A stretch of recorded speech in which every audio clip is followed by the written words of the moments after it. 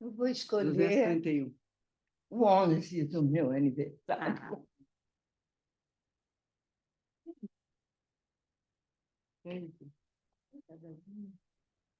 Nada, né? Nada, nada, nada, nada. O aniversário dela passa de mim, mas... Se eu pudesse viver novamente a minha vida, correria mais riscos, viajaria mais, contemplaria mais.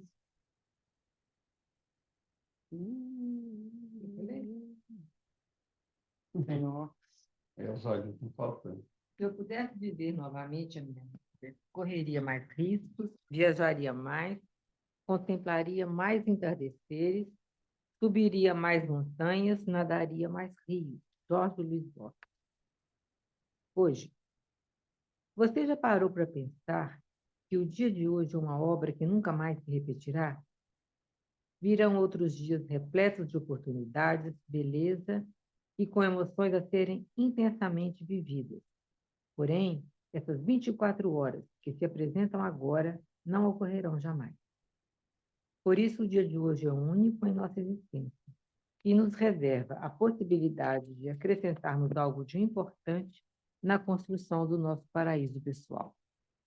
Matar o tempo, deixar passar em branco os minutos que estamos vivendo, entediar-se com a vida, são formas de se desperdiçar esse instante maravilhoso que é o agora. Hoje, existem particularidades na paisagem que precisamos registrar e nos enternecer. Uma figura engraçada nas nuvens já do céu, uma brisa leve que passa, desalinha nossos cabelos, a serenidade do entardecer, uma criança que brinca, um abraço cheio de paixão e vida. Essa possibilidade de entrarmos em sintonia com a obra divina extasia-nos com esses belos quadros. Revela o quanto de beleza se esconde em nosso coração, precisando ser descoberta e utilizada como instrumento da nossa elevação. Devemos rir hoje o quanto pudermos, alegrar-nos com as pessoas divertidas, abraçar alguém de forma diferente com mais calor, apertar a mão de um amigo com mais intensidade, dizer uma palavra bonita a um familiar, quem sabe, fazer aquela declaração de amor que estamos ensaiando há tanto tempo. Lamentar os dias que se foram e as oportunidades perdidas ou mal aproveitadas, assim como desejar, com extrema ansiedade, os dias que ainda não chegaram, são mecanismos de evasão dos compromissos e das ricas possibilidades de sermos felizes neste instante, agora. Emoções não se poupam, emoções se vivem. Quem de nós terá a certeza absoluta de que acordará amanhã para viver o que não quis hoje? E quantos já não terão partido na noite passada, para outra dimensão, com milhares de projetos que não tiveram a coragem de viver? O dia de hoje é o mais importante, o mais belo de nossa vida. Ele é o único e não se repete, podendo ser o mais fantástico que tivemos até agora. Só depende de nós vê-lo e fazê-lo assim.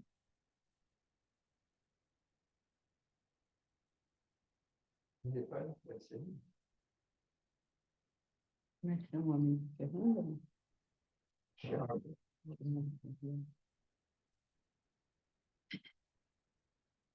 Amigo Jesus, nossos queridos amigos espirituais que estão sempre aqui conosco nesses momentos de estudo, de reflexão, de encontro fraternal. Nós estamos nesta segunda-feira e ouvindo essa página de hoje, né, que tem o título de hoje, e vamos refletindo, né, o quanto é importante nós aproveitarmos cada amanhecer na nossa vida, porque nós não sabemos se ele será o último, E também, mesmo que não seja o último, se teremos as mesmas oportunidades de aprendizado, de fazer o bem, de agir corretamente, como aquele dia pode nos apresentar. É uma reflexão boa para nós, nesta semana, essa página que nós lemos agora no início. E iniciando o nosso estudo nessa noite, nós queremos te rogar, mestre amado, por esses companheiros aqui mencionados. O Tiago, que se encontra, né, num estado mais difícil, que ele possa ser amparado, cuidado pelos benfeitores espirituais e pelos médicos aqui da Terra. Que a família dele também possa ser abraçada e acalmar os corações, os pensamentos, na confiança em Deus e na certeza de que Ele não desampara nenhum de nós. Lembramos também da Liz, da Dona Yolanda, que de igual forma pedimos o amparo e a proteção nesses momentos de aflição que todas elas estão passando. Abençoa a Alcione, que também está internada para fazer um exame amanhã. A Claudinha, que chegou de retorno das suas férias. A Letícia, em casa, com seus familiares. A nós, que aqui estamos também. E abençoa também, Jesus, o Wellington, que está de retorno ao seu lar, para que ele possa também se sentir renovado por esses dias que esteve aqui e continuar firme nos seus testemunhos, né, nesse momento que ele está passando de doença. Envolva também, Jesus, a Laci, que está chegando, para que ela também possa receber as suas vibrações de paz, de alegria, de confiança, nestes dias que estará lá com ele. Muito obrigada por esse momento e ser conosco, Jesus, porque nós ainda precisamos muito, muito mesmo, da sua companhia e do seu amor. E assim.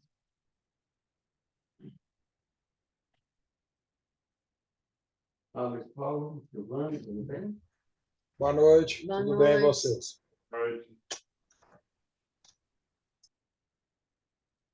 Muito bem, menino.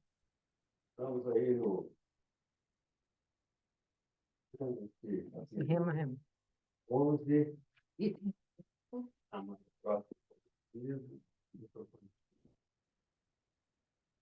Para o próximo, como si mesmo. Lembrando, né, que nós estamos aí trabalhando a grande lei, sim? Amar a Deus sobre todas as coisas e ao próximo como si mesmo. E hoje nós temos aí, o primeiro desafio dai a César o que é de César, itens 5, 6 e 7.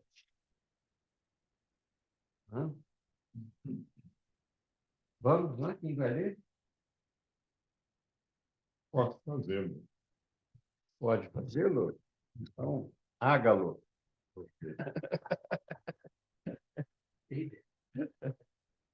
Dai a César o que é de César.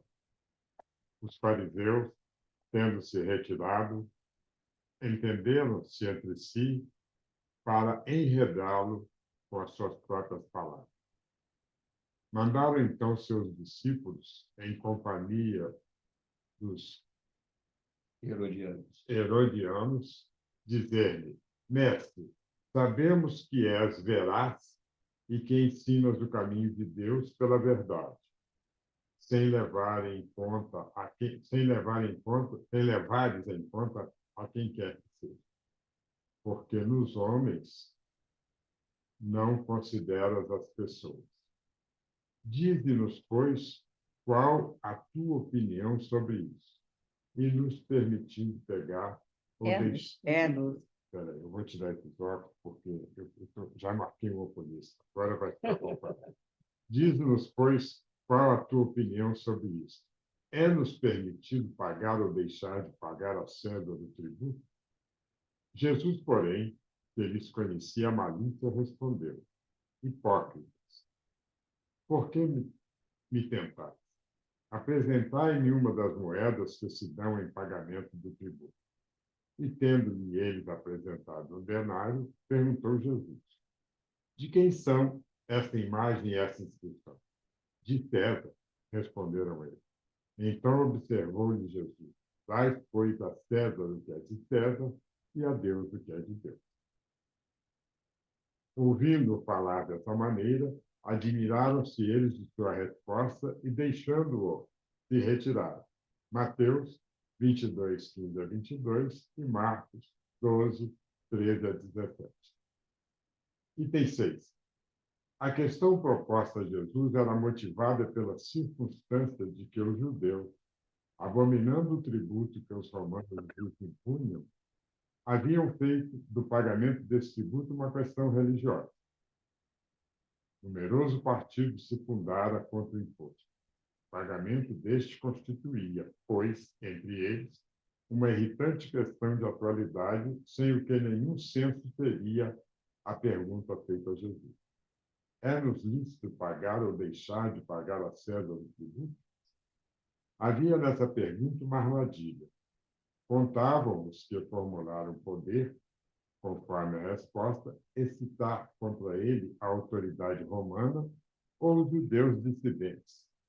Mas Jesus, que lhes conhecia a malícia, contornou a dificuldade, dando-lhes uma lição de justiça, como dizer que a cada um seja dado o que lhe é devido. Veja na instrução o artigo publicado. Introdução. Na introdução. 7.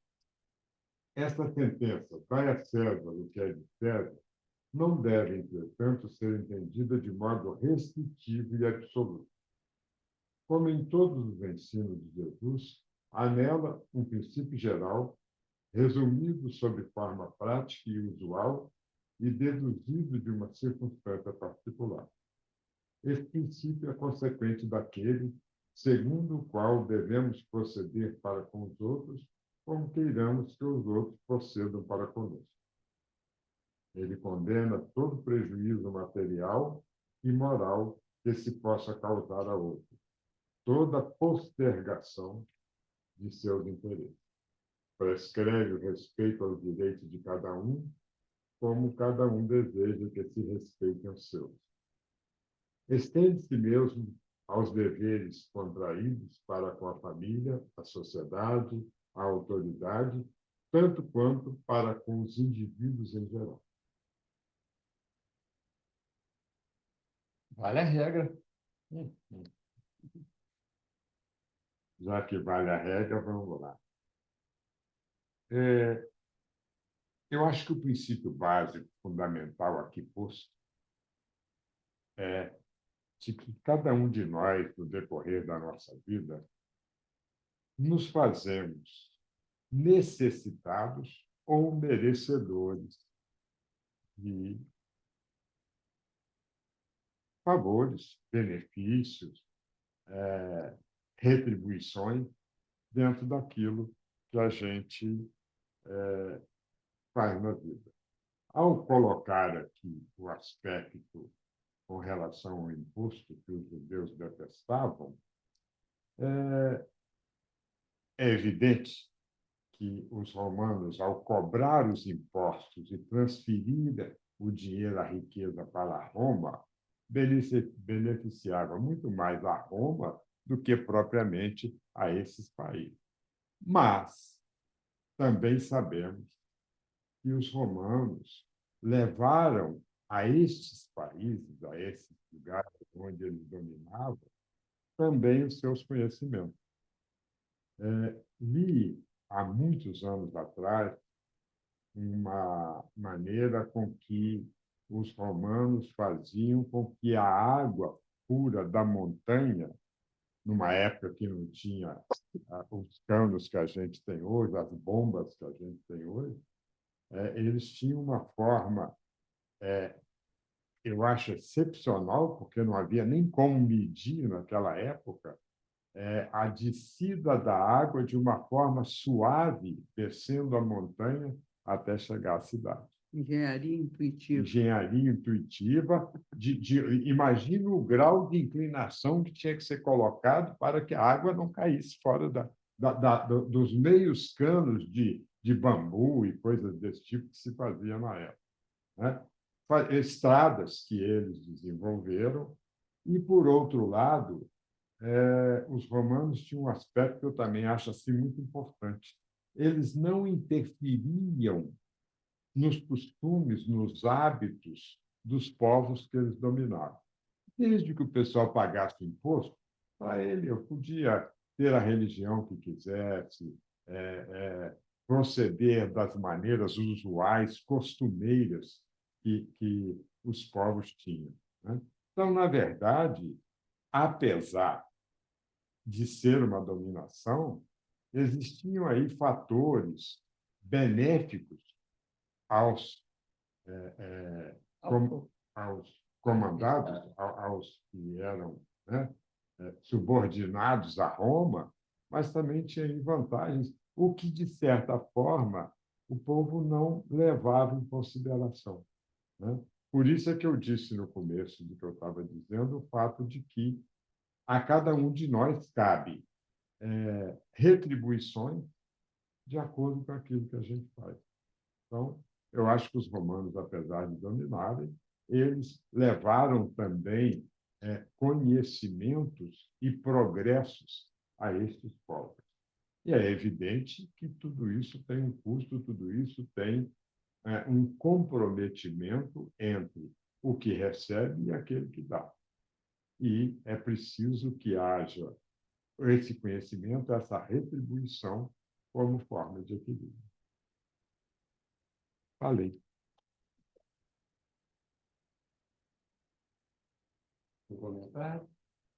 Eu acho interessante eles terem feito dessa questão do pagamento do tributo uma questão religiosa, né? Porque eles, pessoalmente, eu acho que eles não tinham coragem para se revoltar contra César. Mas a questão religiosa, e além disso, era como se aquele tributo fosse uma coisa imoral. E, na verdade, o Miranda colocou aí a questão de os tributos, se os governantes empregam para o devido fim, que é para o bem da sociedade, né? Que é o que deveria ser, e é o princípio básico do governo, que é dar educação, saúde e tudo mais, se eu falto com o tributo, com essa contribuição, eu estou afetando o bem comum. Eu não estou respeitando o meu próximo. Eu estou olhando só para o meu lado, né? Então, que vai doer no meu bolso. Mas, em termos desse princípio básico aí do governo de ofertar educação, saúde, saneamento, um monte de coisa, se eu falto com tributo, eu estou faltando com o meu próximo. Pois é, viu? Você acha realmente que o povo mesmo tinha acesso a essas coisas? Célia, nem que seja minimamente, sempre o governo está atendendo ao povo, né? De alguma maneira. Eu acho que naquela época deveria ser pior do que é hoje, mas eu acho que tem coisas que são responsabilidade do governo. E eu acho que a gente, quando está submetido a uma determinada sociedade, enquanto nós estamos aqui encarnados, nós temos que honrar as leis da sociedade onde a gente está inserido. E fazer disso uma questão religiosa, esconder essa revolta deles atrás de uma questão religiosa, mentira, né? Porque a religião não tem nada a ver com isso. Jesus Na se verdade, posicionou muito bem, né? eu vejo nessa passagem aí, a lei de justiça, né? O que é justo, né? O que é correto, o que é justo. E como nós ainda, desde aquela época, a gente não tem uma noção muito grande de justiça, né? Porque a justiça, pelo menos para a maioria da humanidade hoje, é aquela, como dizia minha mãe, do venha a nós, né? O vosso reino nada, né? É. Então, se tudo está bem para mim, né? Então, para mim está tudo justo. Eu acho justo, eu acho justo. Mas se modifica alguma coisa que tira o meu conforto, a minha estabilidade, né? Me incomoda enquanto cidadão, aonde eu estiver, aí aquilo já não passa a ser justiça. Então, eu acho que isso é uma demanda de todas as épocas, né? Entre os povos, essa questão do que é justiça, né? E eles foram tentar Jesus, porque sabia da capacidade moral daquele homem, né?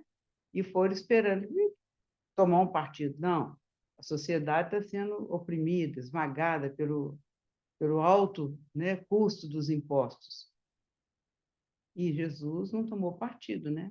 Ele simplesmente falou: vocês vivem, como a Vilma falou, numa sociedade onde se cobra tributo, então dai a César o que é de César. Já mostrando para o pessoal, olha, não mistura as coisas, né? O que é do mundo, mas o que é para ser ofertado a Deus, né? Também é responsabilidade de vocês. E aí, nessa oferta a Deus, né? Dai a Deus o que é de Deus, vai entrar a questão das virtudes, né? O respeito, porque isso aqui serviu para todo mundo, não foi só para quem pagava o tributo, não, é para quem cobrava. Era questão de, né, dar o sininho, tocar na consciência e falar, pera, eu como sendo cobrador, eu tenho que ter, né, uma compaixão, eu tenho que ter um bom senso, né, de não pressionar demais. E o outro, eu vou ter que ter a humildade de pagar, porque faz parte, né, da minha sociedade onde eu vivo. Ter a responsabilidade de pagar esse tributo. Então, eu acho que isso aqui foi um convite muito grande de Jesus, sabe? Para que a gente exerça essa virtude, né? Essas virtudes que a justiça pede da gente, né? Isso que você E é levantou difícil. não era muito a Não, característica dos publicanos quando iam cobrar os impostos, né? né? Era assim, tipo, paga ou você vai preso ou morre. Até porque eles estavam a serviço do César, né? É, Então, o treino deles, vamos dizer assim, né? A profissionalização, entre aspas, aí, deles, era para que eles fossem duros, né? Tem que, ou você paga, ou eu tomo os seus bens, né? Não mudou muito nos dias de hoje, não, né? Não mudou. Só que agora a gente tem novas leis, né? Tem o direito e tem o dever. Antigamente não tinha essas leis muito bem estabelecidas. Mas a gente vê o quanto, né, que é difícil realmente estabelecer justiça para nós ainda, né? Conforme Jesus fala aí, né? Essa justiça do que é da terra, mas também dar a Deus aquilo que nós precisamos ofertar a Deus nos nossos relacionamentos, né? Eu entendi isso aí. Estou errado? E fica aqui, no finalzinho,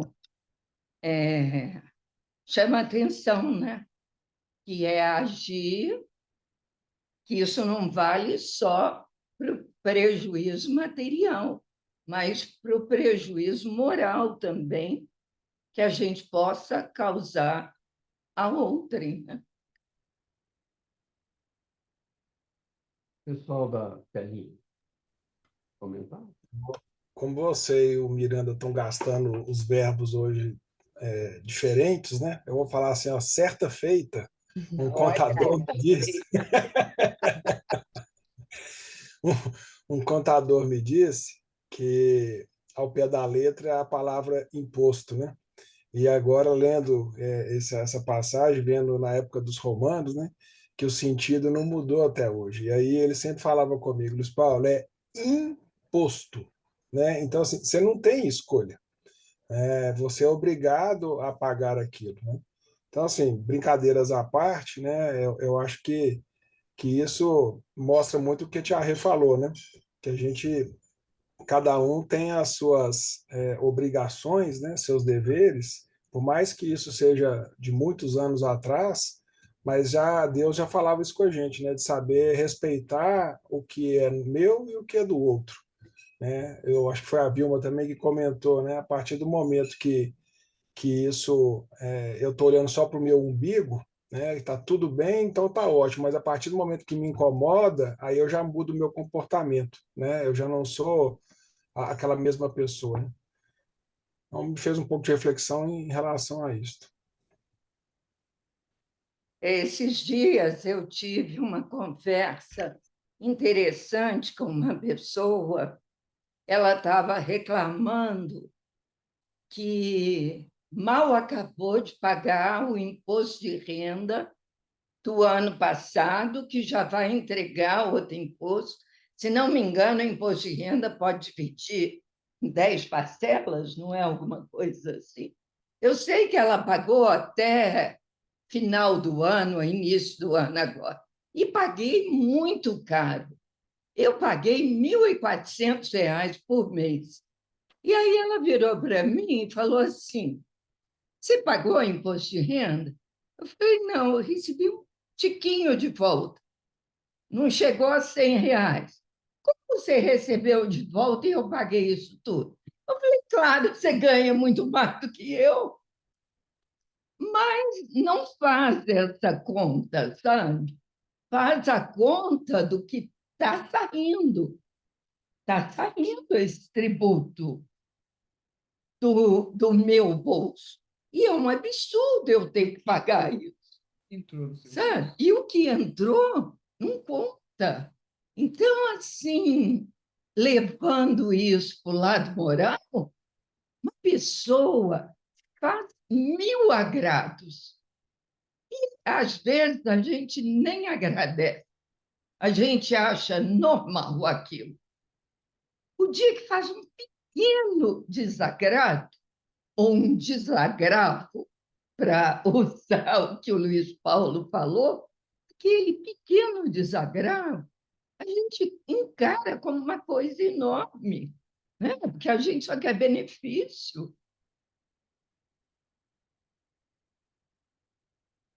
Não é desagravo, então, é agravo. O desagravo é exatamente a eliminação do agravo. Ah, então, obrigada pela lição do Portuga. Gente, nós estamos... Hoje eu tive uma experiência que eu pensei nessa frase, mas antes eu nem lembrava que a gente ia estudar ela hoje, hoje de manhã. Ontem a minha irmã do coração, né, filha da minha madrasta, foi parada por uma blitz, e quando ela estava voltando de Riacima, e ela estava com a carteira vencida. Ela teve o azar de foi parada para a blitz. E aí eles prenderam o carro dela, E hoje eu fui lá com ela no pátio, que ela foi tentar resolver e tal. E ela estava toda chateada com isso e tal, que, nossa, porque no Dia das Mães o policial não teve com decoro, né, Paixão. comigo, de parar, desceu eu, minha filha, um tanto de bagagem que ela tinha levado lá para casa do meu pai, e o cachorro, e tivemos que pegar um Uber, e foi aquela coisa, né, e tal. E eu fiquei pensando assim, uai, mas você deixou sua carteira vencer? Quem mandou? Ela, nossa, e ele saiu lá do outro lado e veio me parar aqui. Aí eu falei, foi o anjo da guarda que falou com ele, olha, aquela dali, ela, que anjo da guarda, o quê? Aposto que foi um obsessor. Eu falei assim, ai, não sei, né? Pode ser qualquer coisa. Aí eu fiquei pensando nessa frase, assim, a gente indo lá buscar o carro dela, acabou que ela conseguiu resolver, e, e eu pensei muito nisso, né? A gente sempre quer ser poupado das leis, se a gente faz alguma coisa, né? Que não está não tá de acordo, né? E eu achei interessante, assim, que a É, gente passa por isso, né? A gente tem uma dificuldade, às vezes, de seguir corretamente até as nossas próprias leis, né, dos homens. Então, a gente fica muito assim. eh, Imagina as leis de Deus, né? Que seria você. Apesar de que ainda há muita injustiça, né? As leis dos homens ainda não são perfeitas, mas elas te faz você ter uma disciplina, uma organização, né? Querer mudar, melhorar.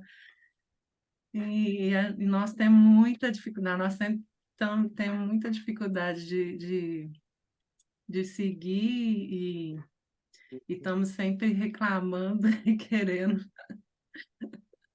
ser poupados.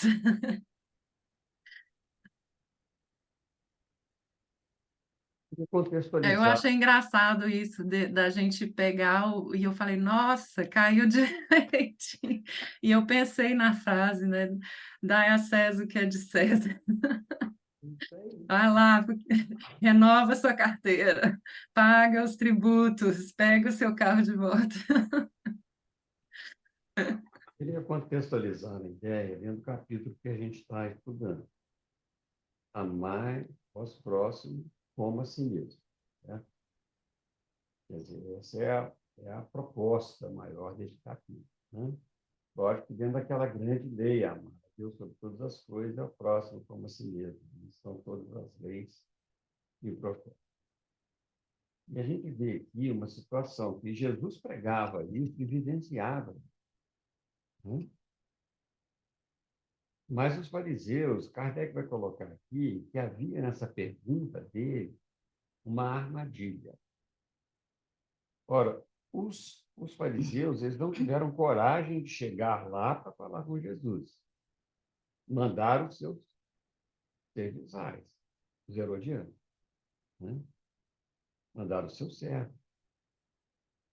Então, veja, a nossa situação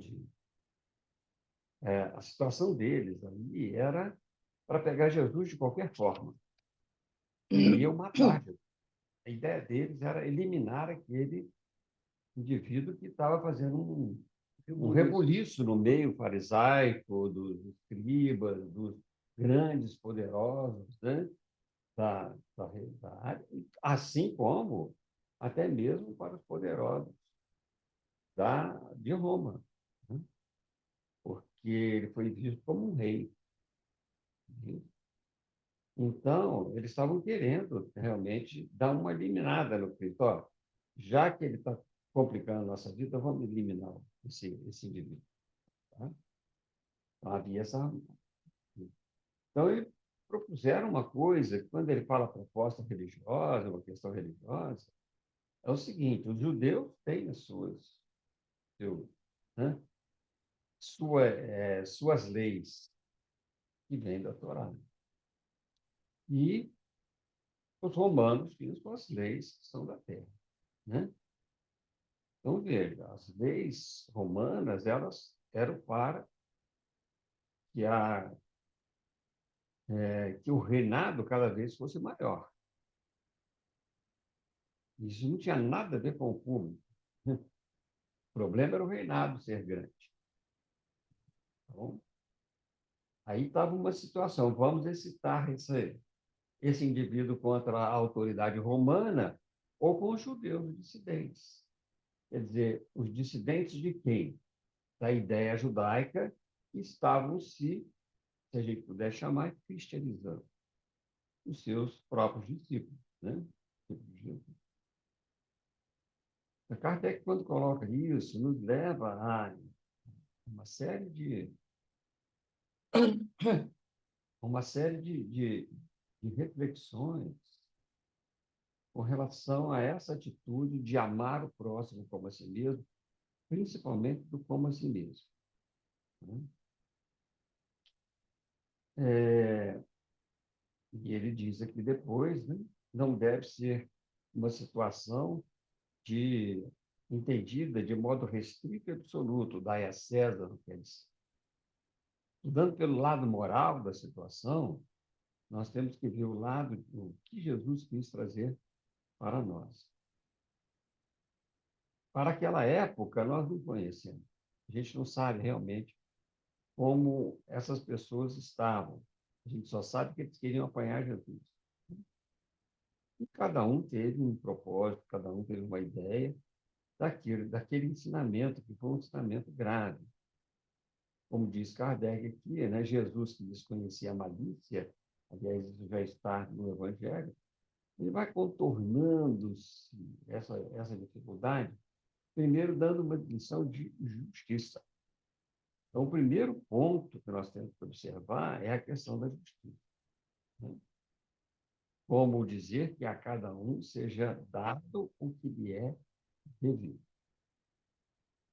Refletindo um pouco e consultando outros autores, né? Tem um autor da Bíblia que ele não traduz como dai a César, é devolva a César o que é de César e a Deus o que é de Deus. E ele defende essa ideia de devolução, de devolver, a partir da palavra grega, né? Muito mais com vigor do que o dar. Porque o dar é como se você tivesse algo que desse. O devolver é entregar aquilo que não te pertence. A moeda era de quem? A moeda veio do governo. Então, devolva a ele. O Espírito vem de onde? De Deus. Devolva a Deus o que é de Deus. Ou seja, ele já coloca uma proposta moral. O que está na terra é da terra. E que você tem que devolver a moeda conforme ela foi destinada a você. Então, essa moeda... Eu posso, Valdemar, pensar nisso como as coisas práticas da vida, né? Que é da matéria, como o que é de César, né? Isso. Mas simbolicamente pensando na matéria aqui, né? Na minha passagem, Isso é um que pouco. são as ferramentas que a gente tem para a nossa evolução, né? De melhoria da sociedade, Isso mas é um que pouco. do espírito só é a moral, né? Isso. O Então, meu veja só. trabalho com essas ferramentas, né? Como que eu venho trabalhando com essas ferramentas? E nós estamos encarnados para quê? Evoluir? Moralmente, porque intelectualmente nós evoluímos muito mais no mundo espiritual. Aqui a gente desenvolve a inteligência na pesquisa para desenvolver os processos de aprendizado. No mundo espiritual, você desenvolve a conscientização, né? Então, a partir dali, você trabalha de novo, desenvolve no mundo espiritual a inteligência também, esse processo de entender as leis de uma forma geral. Mas a ciência você tem que buscar onde está aqui a Terra. nessa ciência, né, vai te dar a condição de uma vida melhor, para o seu corpo ficar melhor, para que você possa aproveitar melhor a sua encarnação. Então, a ciência, essa moeda cunhada com a efígie, né, do César, significa esse nosso corpo. E nesse nosso corpo, nós temos uma personalidade. Então, a gente apresenta aqui o que é de César. Aqui nós estamos aqui, olha, né? Quem que é o Miranda? O Miranda é o José Francisco de Miranda. Não, não é o José Francisco de Miranda, ele é o espírito portal. Sei lá quem ele é. Né? Ele sabe, mas ele está vestindo uma personalidade. E nessa personalidade está presente essas situações que ele tem. Agora, se o Miranda começa a negligenciar com a saúde, né? Eu estou falando ele porque eu quero pegar ele para Cristo. Cristo nada, eu quero pegar ele para Quem Judas. sou eu? Né? Quem Para sou eu? Judas. Pegar você para Judas, para malhar o Judas. Né? De novo na Berlinda. Tanto que eu pego o Miranda aqui para Judas, porque para Cristo não dá, né? Vai, Cristo, né? Não dá, É não. para malhar o Judas. Né? Eu pego ele aqui para Judas. O que ele está fazendo com o corpo dele? Certo? O que ele está fazendo realmente para que esse corpo seja... Está cuidando bem? Está legal? Está abusando? Né? Em tudo? O que ele está fazendo com os recursos materiais que tem? Isso a gente pode perguntar, é o que você está dizendo, sabe? Nós estamos fazendo com esses recursos materiais apenas o gozo físico, ou nós estamos colocando esses recursos materiais em benefício daquilo que é justo, porque nós não vamos levar nada material, daquilo que é aproveitável para o espírito. Então, esses recursos devem ser aproveitados para o espírito, né? De uma forma ou de outra. Então, quando nós começamos a olhar isso daí, são os nossos deveres para conosco mesmo e para com o próximo, nesse sentido de aproveitar todos os recursos que nós temos, nos aspectos materiais e nos aspectos espirituais, para este processo de relacionamento que a gente tem, do amar a Deus sobre todas as coisas e ao próximo como a si mesmo. E Kardec coloca isso muito bem aqui, nesse item 7, né? Ele diz: como em todos os ensinos de Jesus, anela um princípio geral, resumido sob a forma prática usual e deduzido de uma circunstância particular.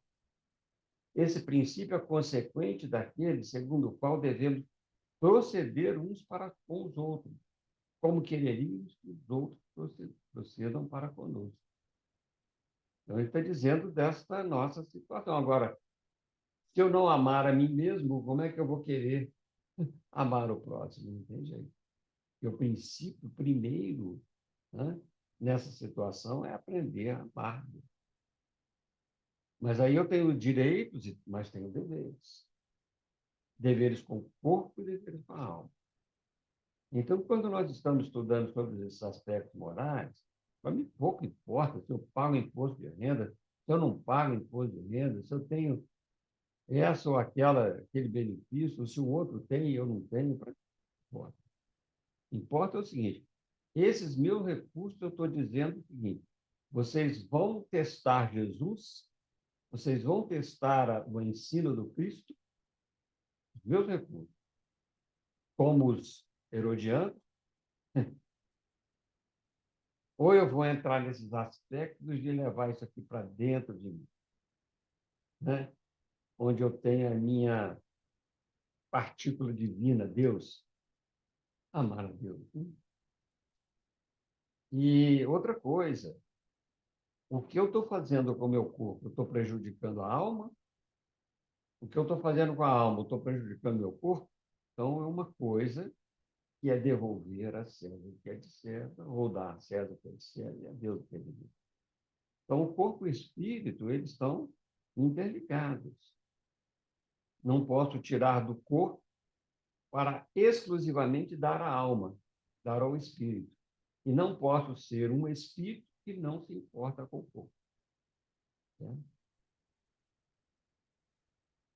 Olha que complicado que é a encarnação para nós. É isso. Agora, eu preciso de dar ao corpo tudo aquilo que é necessário, as nossas experiências no corpo. Ou necessário. Tudo o que é necessário.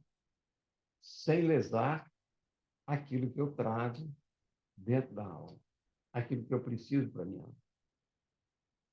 Esse ensinamento realmente é um tanto quanto profundo. E Kardec não fez essa abordagem em geral, porque ele está fazendo isso no Evangelho inteiro. Né? Mas só onde ele coloca esses versículos já nos desperta uma série de reflexões em torno do ensinamento. Né? Então, nós precisamos de um equilíbrio que é indispensável para todos nós. Um equilíbrio indispensável. Estando no corpo, há necessidade de equilibrar. E o que nós precisamos de equilibrar? Equilibrar as emoções, equilibrar as nossas ações, né? Equilibrar essa forma de nós sentirmos, de nós pensarmos. Então, esse é equilíbrio geral. Né? Então,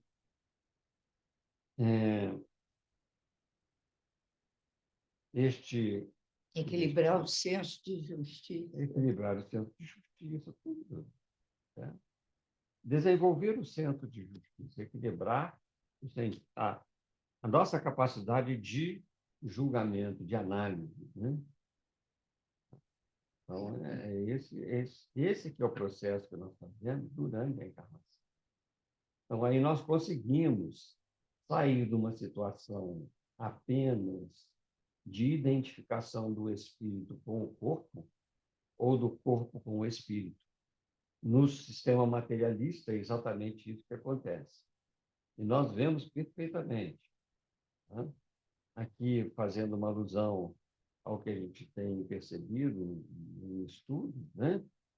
É o seguinte: é o cérebro que pensa, é o cérebro que adoece, é o cérebro que dá todas as condições, né, para que aconteça os transtornos mentais, as situações, né, complicadas no corpo. É a grande visão da ciência. Eu acho que dá certo dentro disso. Porque o cérebro é realmente o órgão que acho que é mais importante que o coração. Né? Tá certo? Porque se o cérebro morre, o coração não vai viver. Né? Então, ele é o maestro de tudo mesmo. Então, realmente é verdade. Mas quem que adoece o cérebro? São as substâncias ou o espírito que escolhe a substância? Ou a alma que escolhe aquilo que ele trabalha? Então, quem adoece? Quem tem realmente o processo de doença? Exceto as situações que são escolhidas pela alma antes, mas escolheu, forma que ela programa aquela doença. Né? Então, nós temos que olhar esse assunto do corpo como aquilo que nós vamos devolver da melhor forma possível, mas não esquecemos que nossa contribuição com Deus é a nossa contribuição no nosso processo moral, evolutivo moral. O intelectual nós vamos desenvolver de qualquer forma. Né? Mas o moral, nesse momento que nós passamos da vida, é o mais necessário. Mas nesse aspecto que você levantou, a gente pensar aí nos nossos deveres, como nós estamos usando todos esses recursos ao nosso alcance para a gente evoluir, se nós estamos dando o corpo necessário sem lesar a alma, isso daí é uma preocupação só nossa com a nossa evolução. Isso não engloba a questão do amar ao próximo como a si mesmo, Mas- que é um negócio que está bem enfatizado aqui no texto. Por isso que nós começamos com isso daí, certo? Uhum. Agora, veja só, ele vai colocar aqui, né? Kardec, no seu estudo, ele vai colocar aqui, tá? Entende-se mesmo aos deveres contraídos para com a família, a sociedade, a autoridade, tanto quanto para com os indivíduos em geral. Porque esse César tem uma grande representação. Agora, aquilo que eu faço aos outros, eu devo fazer aquilo que eu gostaria que os outros fizessem comigo. Para isso, eu preciso de saber, de conhecer o que eu quero fazer comigo. Entendeu? E esse é o grande nó. Nós, às vezes, esquecemos disso. O que eu estou fazendo comigo mesmo? Fico muito preocupado em fazer aos outros, mas eu esqueço comigo mesmo. Então, eu preciso de fazer comigo mesmo. E qual que é o instrumento que a alma tem para que isso possa realizar? É a encarnação.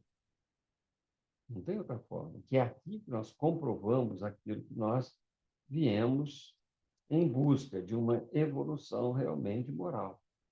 No mundo espiritual tem essa evolução intelectual, da consciência, do aprendizado. Mas no mundo carnal, onde nós estamos ligados à matéria, onde nós temos na moeda o César, certo? O que eu estou fazendo com isso?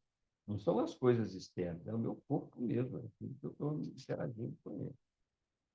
Agora, O meu corpo é só para ter o prazer, por exemplo, vou colocar o prazer sexual com as pessoas, ou isso tem alguma outra função? É só o contato que é mais instintivo, ou isso vai ter alguma função de desenvolvimento das emoções, de equilíbrio das emoções? Porque a grande lei é essa, né? Você se equilibrar integralmente para chegar num amor, que é um amor na sua mais alta concepção. Por isso que prescreve o direito de cada um, como cada um deseja que se respeite os seus. Olha, César representa os outros também, as suas personalidades. Agora, cada um tem a responsabilidade por sua própria alma e não pela alma dos outros. Não sei se fiquei claro. Não pela individualidade, mas pela personalidade. Porque você não conhece a minha individualidade. Você conhece a minha personalidade, como o Valdemar. Entendeu? É diferente. Tá? Por isso, os cuidados que a gente tem ao explicar, ao conversar, ao abordar, porque nós não conhecemos as reações daquela alma, o que ela sente, o que ela pensa. Nós não conhecemos. O que a gente externa, muitas vezes, é uma coisa. Mas ali dentro mesmo, às vezes, é um turbilhão de emoções que está passando. E que você pode externar ou não. Ou trabalhar com elas, ou deixar que ela trabalhe em você, entendeu? É complicado esse processo. É complicado, Se fosse porque muito fácil, a gente já estaria antes. com relação a isso, você está conhecendo a personalidade aqui. Sabe outra coisa que está me passando? Tipo assim, amar ao próximo como a si mesmo. Mas tem também o amar ao inimigo, que o amor ao inimigo não é o mesmo amor que a gente tem por um familiar querido, por um amigo, né? Está lá no Evangelho. Pois é, está no Evangelho. Vai ser o capítulo 12. Está mais para frente.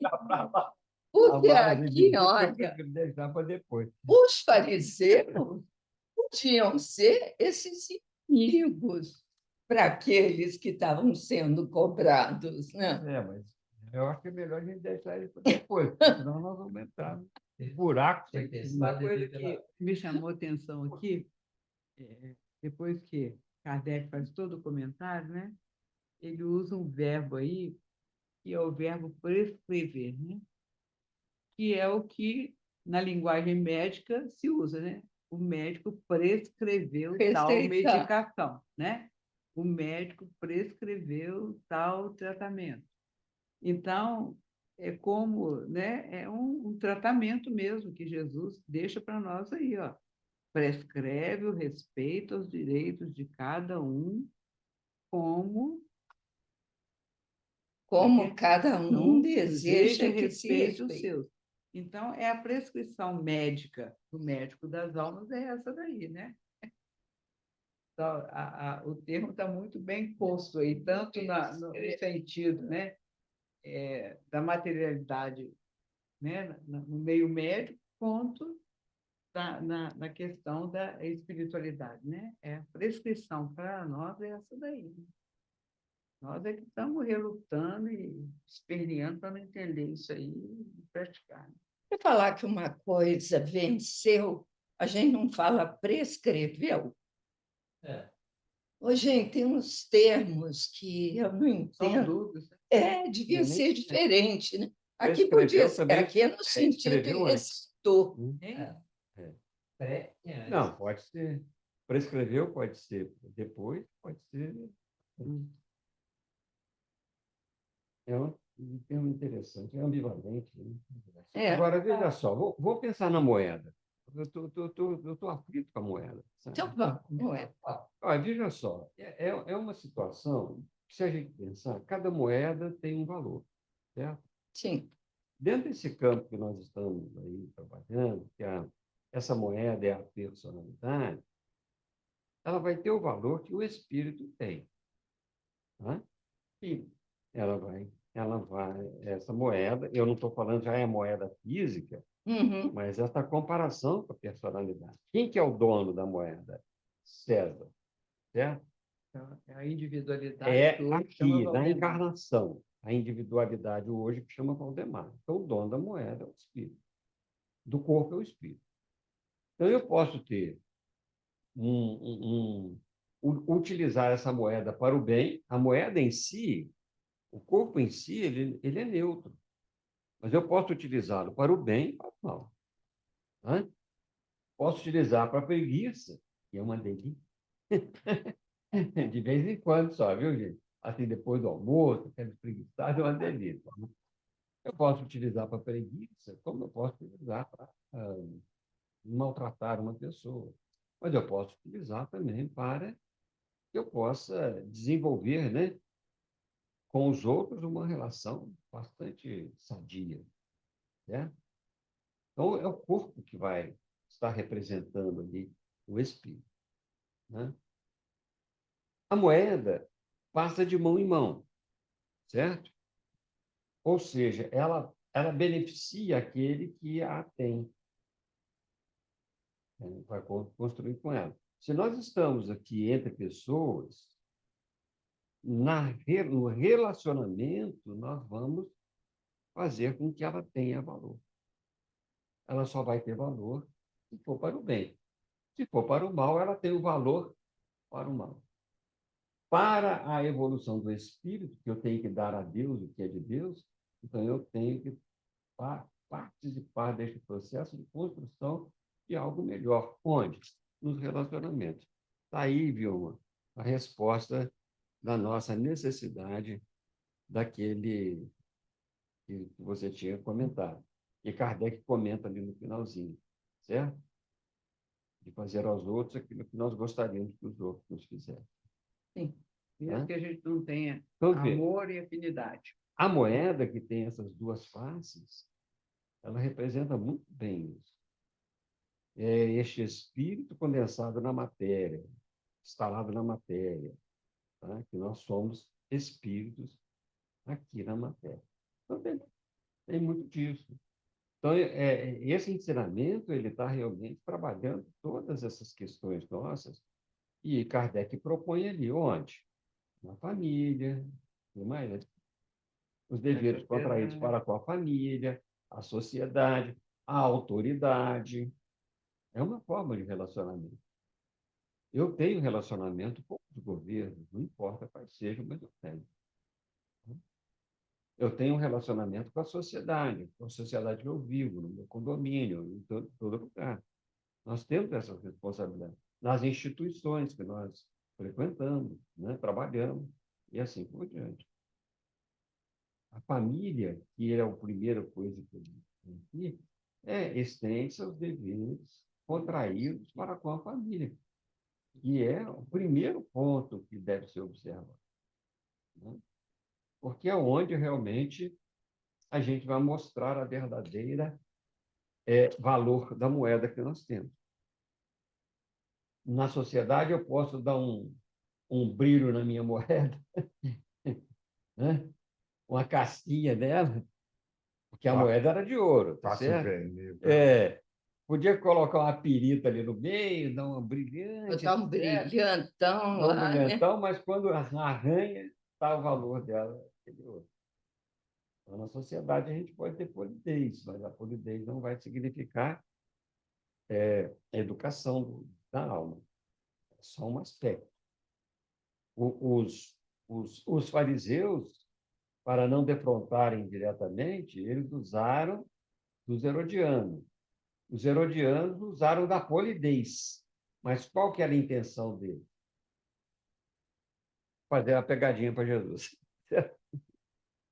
Então, polidamente, eles falaram o que é esse negócio, né? E chamaram ele de mestre, olha só, mestre. Ou seja, Bem professor, mineiro, né? Comendo a sopa temperada, né? como é que é esse negócio, professor? Polido. E, no entanto, que eles queriam armar uma armadilha para ele. Então, essa farsa, essa situação, é o valor da alma que está expressando em cada moeda, em cada indivíduo, em cada corpo. Está muito complicado? Eu estou exagerando. Hein? É por aí mesmo. Inclusive, vamos nos lembrar também de que é nossa obrigação, sejam leis justas ou injustas, as leis humanas, a nossa obrigação de aceitá-las, cumpri-las enquanto elas estiverem em vigor, e a gente fazendo o possível que nos for permitido para melhorá-las, né? Mas não nos cabe, escolhendo a encarnação como a gente escolheu, orientado pelos nossos mentores espirituais, a família, a cidade, o país onde a gente escolheu para viver. Isso está implícito o fato de que eu devo cumprir com as minhas obrigações, das regras vigentes àquela época. Em qualquer época, né? Qualquer época, quando os romanos dominavam lá, quem fazia as leis, quem comandava? Eram eles. Então, tem que cumprir. Tá aqui na minha cabeça, alguns já ouviram e outros não sei, mas eu vou trazer para vocês um exemplo que eu recebi ainda muito jovem e muito disso eu só fui entender mais tarde. Fazenda da minha avó tinha um velhinho, bem velhinho, e eu, um garoto de 8, 9 anos, 10, chamado Compadre Antônio. O Compadre Antônio era tão velho que ele tinha sido escravo até os 15 anos. Foi quando ele veio a libertação e ele deixou de ser escravo. E ele, muito amigo da minha avó, assim, um compadre do outro, padrinho de filho e tal. Aí eu perguntei para ele, compadre Antônio, eu fui escravo, como é que você pode gostar da minha família? Ele virou e disse assim, as palavras eu não sei repetir, ficou a ideia. Era a lei dos homens, era assim que funcionava. Então, A obediência à lei. A obediência à lei, ainda que fosse uma obediência extremamente sacrificante na situação dele. Mas é obediência moral, né? Exato, exato. Então, sabedoria de um velho que sequer sabia escrever o próprio nome. Analfabeto de pai e mãe, mas um espírito evoluído que escolheu vivenciar aquela vida. E você, como tinha juízo, obedeceu. Isso aí. Quem tem juízo obedece, né?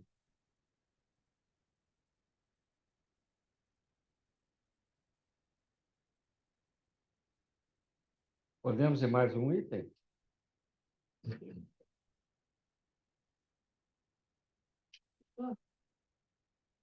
Tinha 10, ainda temos 20 minutos. Vamos ler o 8? Vamos lá. Instrução dos Espíritos, a lei de amor. O amor resume a doutrina de Jesus inteira, visto que esse é o sentimento por excelência, e os sentimentos são os instintos elevados à altura do progresso feito. Em sua origem, o homem só tem instinto.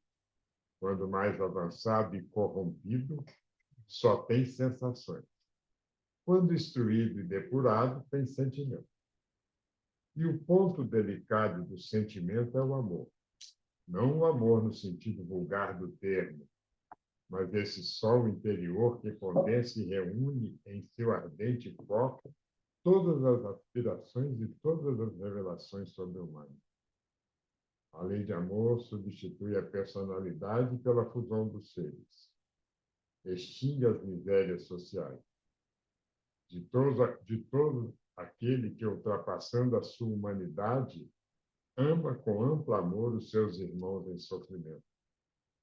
De todos aquele que ama, pois não conhece a miséria da alma nem a do corpo. Tem ligeiros os pés e vive como que transportado fora de si mesmo. Quando Jesus pronunciou a divina palavra amor, os povos sobressaltaram-se e os mártires, ébrios de esperança, desceram ao céu. O Espiritismo, a seu turno, vem pronunciar uma segunda palavra do alfabeto divino. Estai atentos, pois que esta palavra ergue a lápide dos túmulos vazios e a reencarnação, triunfando da morte, revela às criaturas deslumbradas o seu patrimônio intelectual. Já não é ao suplício que ela conduz o homem. Condulo à conquista de seu ser elevado e transfigurado. O sangue resgatou o espírito e o espírito tem hoje que resgatar da matéria o homem. Disse eu que em seus começos o homem só instinto possuía. Mais próximo, portanto, ainda se acha do ponto de partida do que da meta, aquele em quem predominam os instintos. A fim de avançar para a meta, tem a criatura que vencer os instintos, em proveito do sentimento, isto é, que aperfeiçoar estes últimos, sufocando os germes latentes da matéria.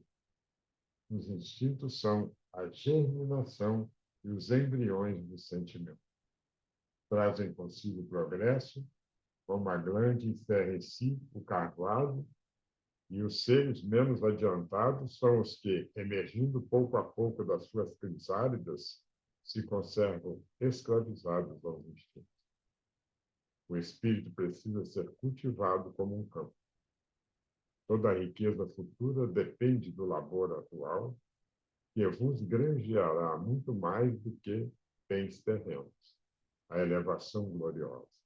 É então que, compreendendo a lei de amor que liga todos os seres, buscareis nela os gozos suavíssimos da alma, prelúdios das alegrias celestes. Lázaro, Paris, 1872. Tinha que ser um Lázaro para escrever isso, não? É poesia pura. é amor na sua expressão mais correta, mais ampla, mais aberta, mais completa.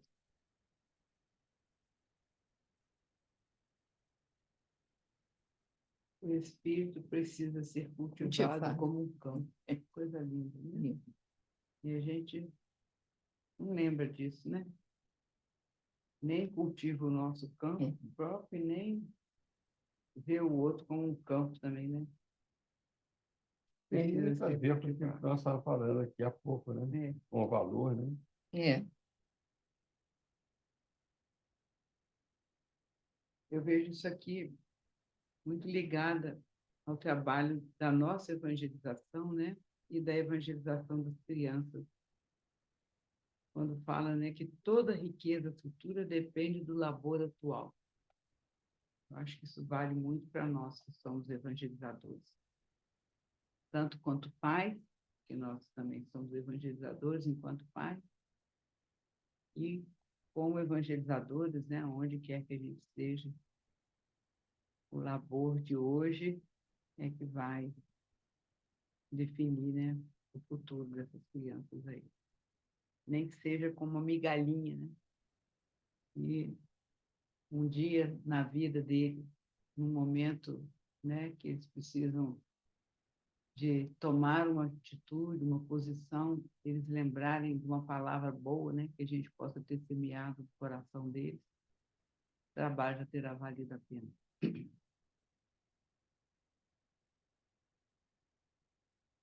O amor é o único sentimento que liberta integralmente o ser, o espírito.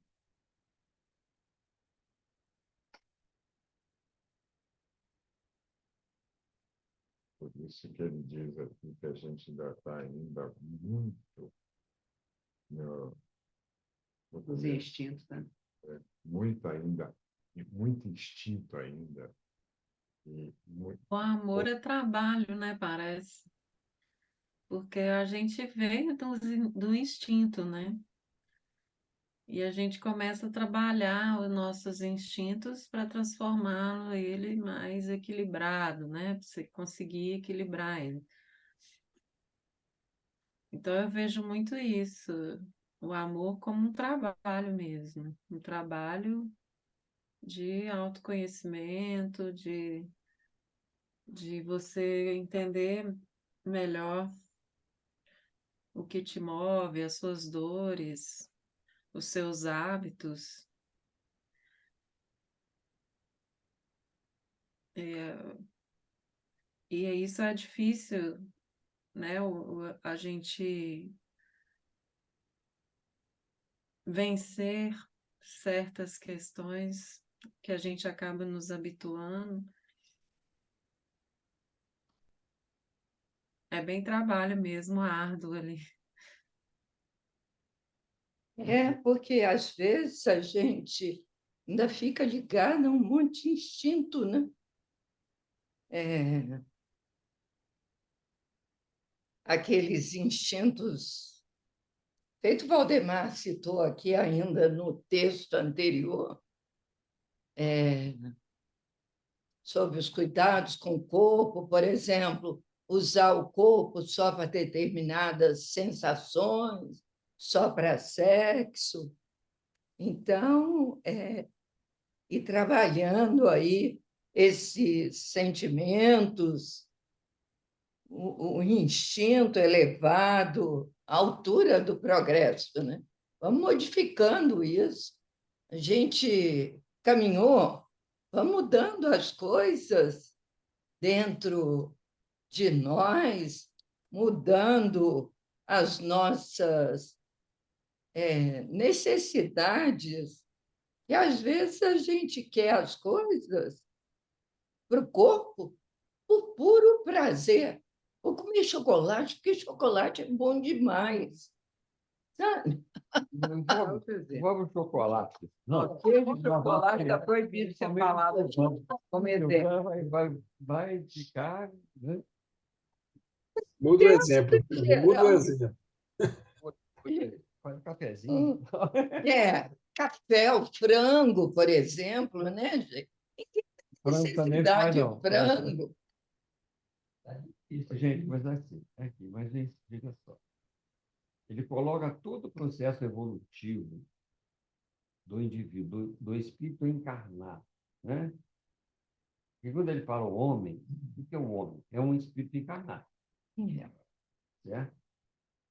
E quando ele fala que no início só tem instintos, esses instintos são a força que Deus deu ao homem para que ele pudesse continuar a reprodução da espécie, continuar a conservar seu corpo, a destruir aquilo que fosse necessário para que a sua própria sobrevivência permanecesse.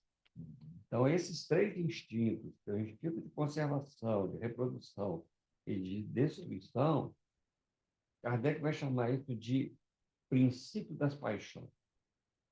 Ele vem desses instintos, certo? O princípio das paixões em si é muito bom, porque se o indivíduo não tivesse esse princípio das paixões, Ele não sobreviveria. ele não faria nada para poder sobreviver. Esse princípio é aquele impulso inicial que Deus dá. E a gente ainda não sabe mesmo o que é um instinto. Mas quando ele fala que só tem instintos, é nessa área muito animalística e muito próxima à sua situação primitiva. Ou seja, aliás, na situação primitiva do espírito. Depois ele fala, quando mais avançado e corrompido, ou seja, aí há um espaço, há um processo em que o espírito vai adquirindo o livre-arbítrio, mais avançado e corrompido significa, na realidade, esse desvio. Se deliciando com as coisas da vida. O desvio em relação à lei divina e natural. E essa corrupção é a corrupção da lei. Né?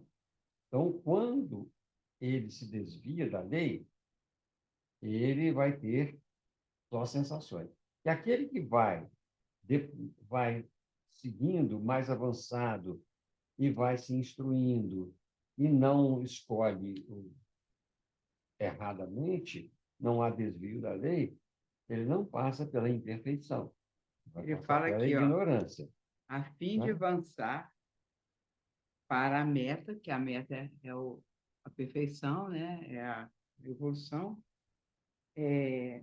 isto é, que aperfeiçoar estes últimos, né? Os instintos, em proveito dos sentimentos, Isso. isto é, que aperfeiçoar estes últimos, sufocando os germes latentes da matéria.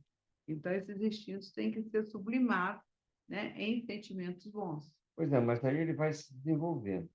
No campo das sensações, você desenvolve as emoções. Então, no campo das sensações, você sente medo, você sente tristeza, você sente raiva, você sente alegria, né?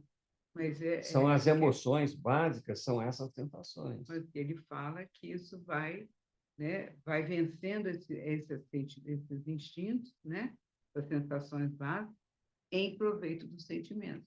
Você transforma o medo, né, numa coragem. Então, isso é transformar um instinto de medo, né, numa coragem. Mas, Essa sublimação que eu entendo que pois é, mas vai veja fazer. só, está mais avançado porque ele já escolhe, ele já tem livre-arbítrio. E se corrompe pelas más escolhas. Ele não está trabalhando os sentimentos, ele está trabalhando sensações. Quando ele depura as emoções, ele entra Ele na tem faixa do sentimentos. sentimento, que é o conjunto de qualidades morais. Ele vai trabalhando essas emoções para que ele possa, na realidade, aprender a sentir mais. E o ápice de todo sentimento, e o ponto delicado, é o amor. Tá? Esse sol interior não é o amor, como ele diz, no sentido vulgar do termo. Olha que... Mas, ô Valdemar, eu até entendo o que a Regina está falando.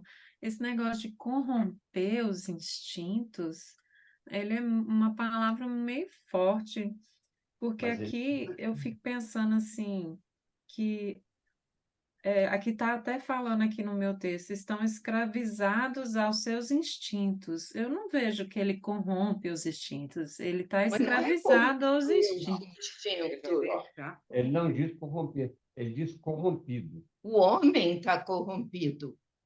Ele se Certo? deixa Então, escravizar. quando ele corrompe os instintos, essa corrupção dos instintos, significa que ele, apesar de já poder escolher, ele não está só na área dos instintos, ele escolhe mal, então entra na área da corrupção. Ou seja, na área de algo ruim, algo contra uma lei que rege, que é a lei de amor. Vê se eu entendi esse trem. Nós todos precisamos de sobreviver, né? Precisamos trabalhar, né? Ganhar o dinheiro para nossa sobrevivência. Tudo aí, até aí tudo bem. Nós vamos trabalhar, né? Receber o que nos é devido pelo trabalho. Quando a gente começa, né? A entrar no campo da falcatrua para ganhar essa sobrevivência, tá? Nós estamos nos corrompendo no instinto de conservação. Porque para o instinto de conservação basta o necessário. Quando o necessário já não nos, né, satisfaz, a gente entra no campo do supérfluo. No campo do supérfluo, pode ser que você se corrompa e nessa corrupção você pode enredar até outras pessoas junto com você. É isso? Isso, dentro daquilo que você acha necessário para você. Isso. Porque o que é necessário para você pode não Necessidade pode é ser de cada um. muito além daquilo que o outro necessita. Estou falando como encarnado, né?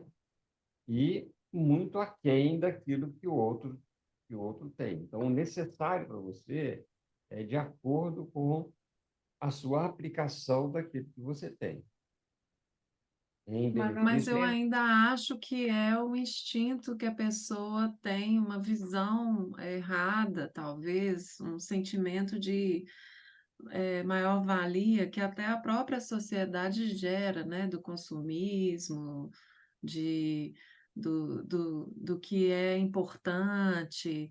Então, a pessoa está totalmente equivocada, né? Ela está, assim, tentando o sentimento dela ali, ela está tentando sair melhor, né? Naquela concepção que ela tem do que é, do que, do que ela pode fazer dentro daquele materialismo, né? Do capitalismo, etc e tal. E aí ela está com o instinto dela de sobrevivência daquele meio que ela conhece, né? De certa forma, é um sentimento instintivo, sim. Eu quero me sair melhor do que eu posso. Vou usar os meus meios que eu estou aprendendo a fazer, né? por E isso é que é sensações e não do sentimento. Pois é, eu pois é. acho que Sensação Mas é que física. eu fiquei pensando naquela questão, né? Que até eu fala acho que não que existe o mal, que o mal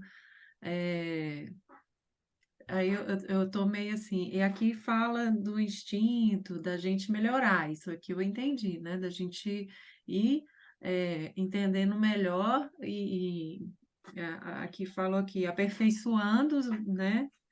É preciso vencer os instintos, aperfeiçoando os sentimentos, ou melhorando-os, sufocando os germes latentes da matéria. Aí eu fiquei pensando muito nisso, assim, né? Não que eu estou me corrompendo, aí eu estou corrompendo o quê? O que que seria? Eu não entendi. O que que eu estaria eu vou corrompendo? tentar Porque, colocar isso aí dentro da maneira que eu entendi.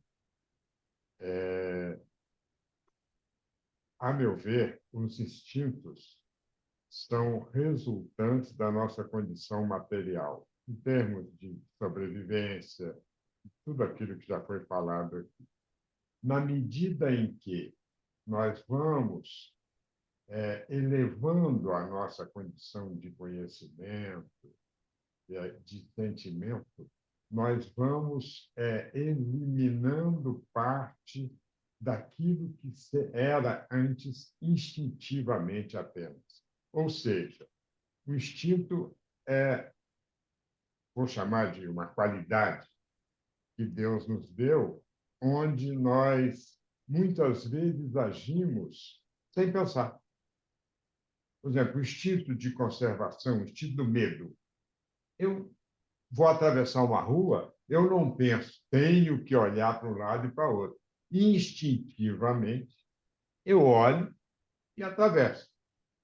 Então, na medida em que eu vou corrompendo esse tipo de instinto e criando condições de sentimento, ou melhor, de sensações primeiro, eu estou alterando já essa condição e, de certa forma, iniciando embrionariamente a condição de sublimação.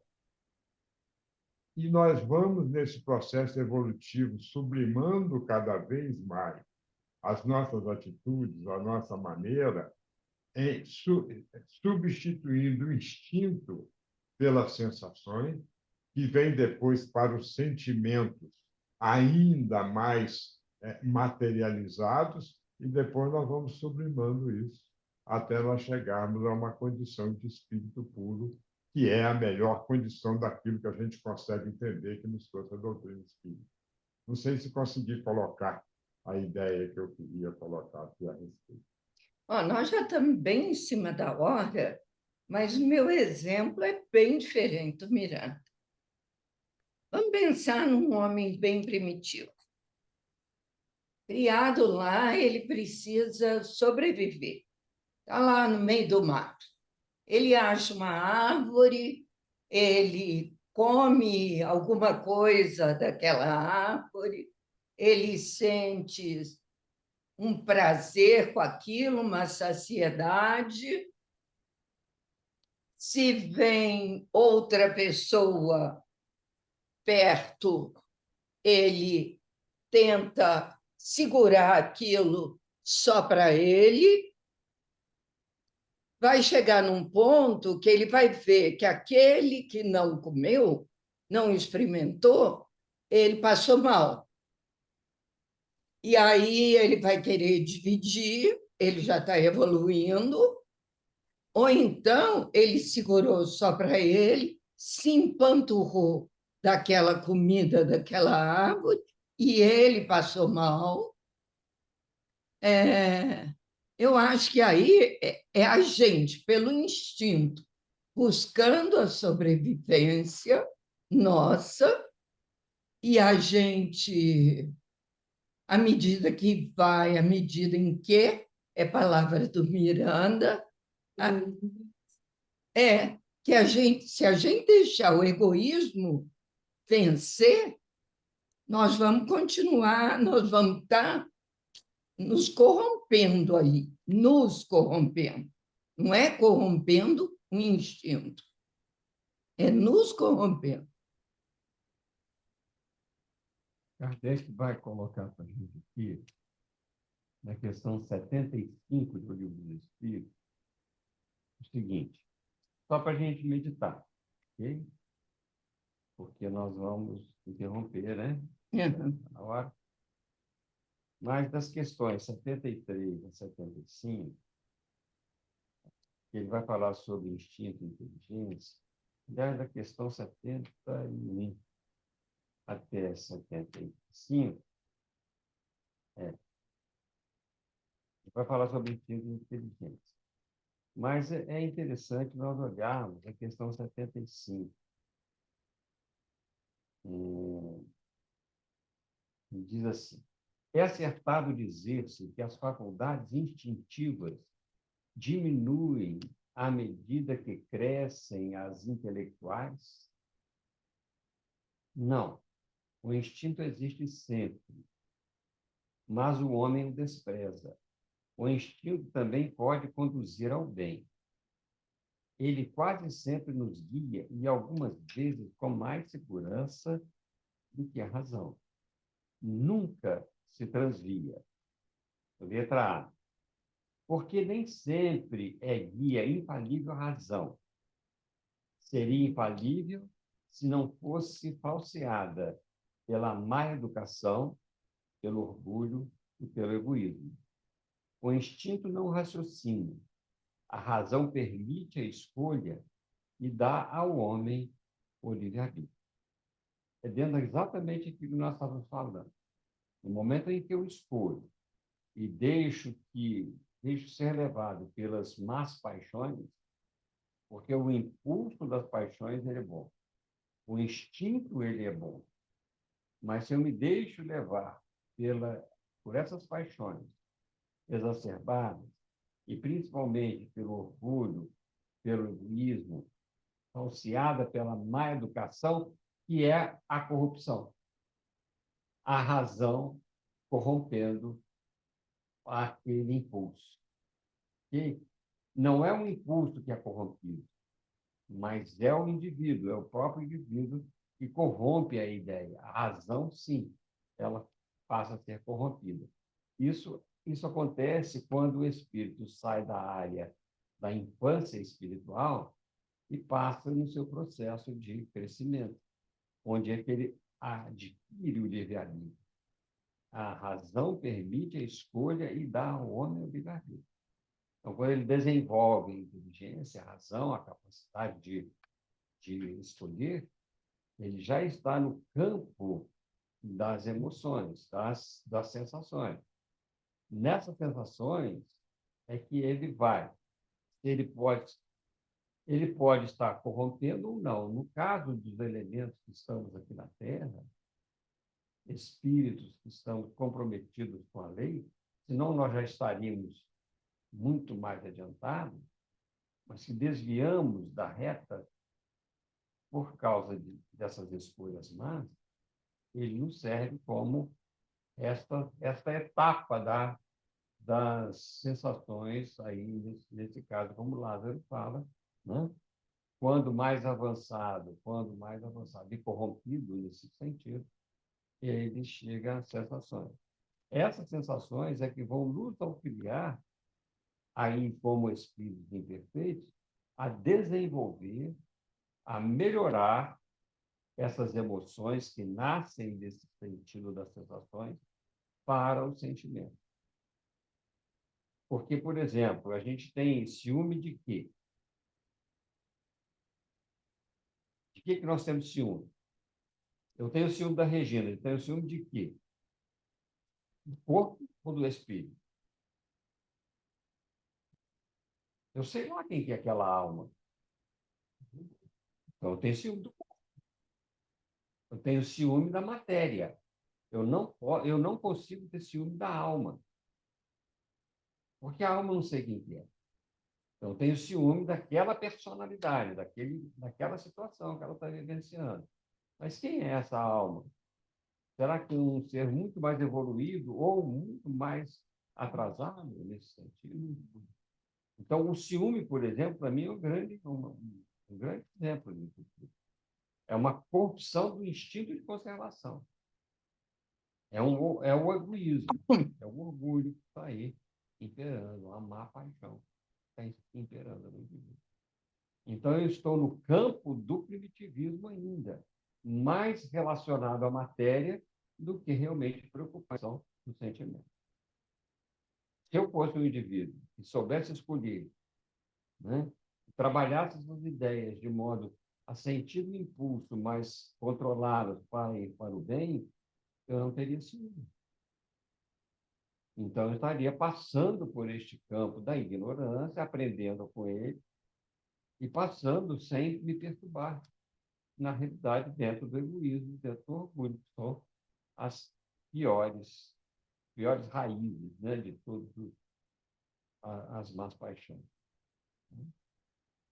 Agora, quando eu passo por isso, e a razão permite que eu escolha mal, eu escolho mal por minha própria vontade, então eu estou corrompendo este impulso inicial. Tá? Eu posso ler uma... 75, você falou? 71 e 75. É 71 a 75. Posso ter um comentário aqui do livro da Joana de Anjos, Lições para a Felicidade, no capítulo 2 do livro Lições para a Felicidade. É um comentário feito, né, pelo Momento Espírita, que ilustra, acho que muito bem essa questão da das escolhas, né, do instinto. É comum presenciarmos no trânsito espetáculos lamentáveis de ira e de descontrole. Dias atrás, em uma manhã fria e cinzenta de uma capital brasileira, um carro, sem dar o sinal correspondente, simplesmente avançou para a pista da esquerda, quase atingindo uma moto que passava ao seu lado. Embora o incidente pudesse ter causado danos e prejuízos, em verdade nada aconteceu. Não houve colisão e ninguém se feriu. No entanto, o motociclista, visivelmente irritado com o ocorrido, pôs-se a perseguir o veículo de forma nervosa e, quando o alcançou, agrediu verbalmente seu condutor. Não considerando isso suficiente, chutou por diversas vezes a lataria do carro, entre berros e xingamentos. Foi uma cena deprimente e que só não teve consequências mais nefastas porque o motorista do carro não manifestou qualquer reação, retirando-se sem revidar a agressão. Toda vez que o indivíduo reage, dominado por qualquer tipo de violência, os atos que disso decorrem são manifestações dos instintos agressivos que nele predominam. Quando, ao invés de revide ou de autodefesa, age com equilíbrio e compaixão pelo opositor, é um resultado de expressão de inteligência. O instinto, por vezes, se exterioriza armado em mecanismo de autodefesa, preservando a própria vida. E geralmente leva ao desespero e suas reações produzem desarmonia mental toda vez que se exalta e se acredita em risco. Perdi aqui. A inteligência, por sua vez, quando liberada dos artifícios do instinto, aclara a situação, mesmo quando desagradável, propondo soluções de bem-estar e de efeitos saudáveis.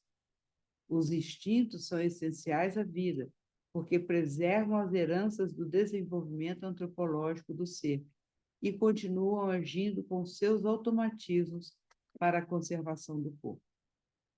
A inteligência é fundamental para a conquista do infinito, porque oferece recursos que tornam a qualidade de vida muito melhor.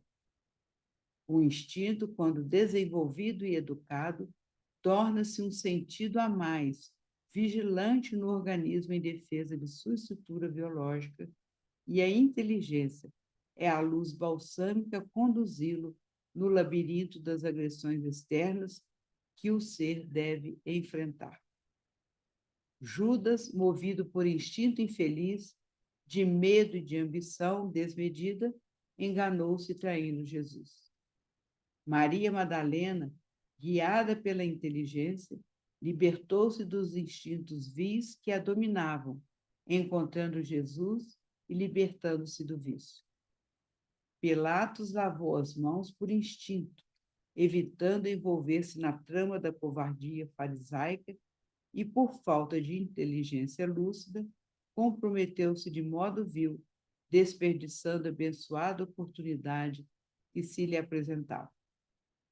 Guiado pela inteligência iluminada pelo sentimento de amor, o instinto se transforma em instrumento de felicidade. Em todas as circunstâncias da vida, no trânsito, no trabalho, na família, compete-nos recordar que as reações violentas são resultado de um instinto ainda pouco depurado, enquanto que o exercício do verdadeiro perdão é uma demonstração inequívoca de inteligência e de caridade. Acho que ilustra bem o que a gente discutiu aqui, né? Muito bem. Vamos encerrar, né, gente? Hoje já está até mais avançado um pouquinho aí, né? Esse capítulo é bastante profundo, né? Vamos lá. Quem vai fazer a prece para a gente?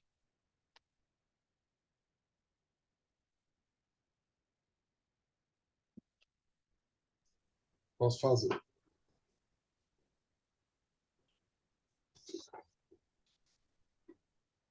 Senhor, nosso bom Deus, nosso querido Pai, nosso divino Mestre, nossos benfeitores espirituais que nos acompanham nessas segundas-feiras, essa reunião do nosso grupo José Teodoro.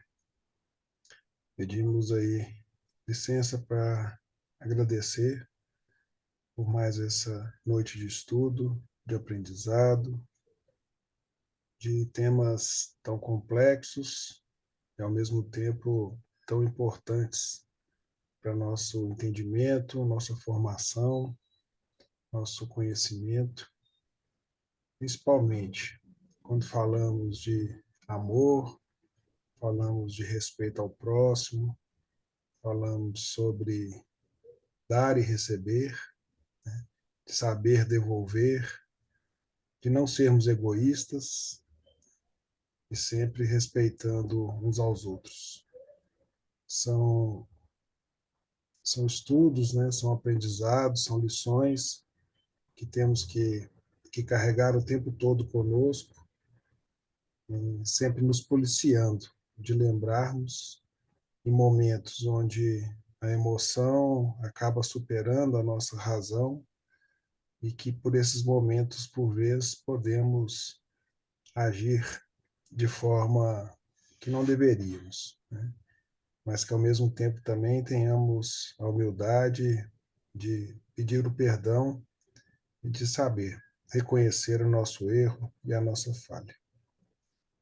Obrigado mais uma vez por tudo, que nos guie, nos ilumine, nos abençoe. Sede conosco, Senhor Jesus. Que assim seja.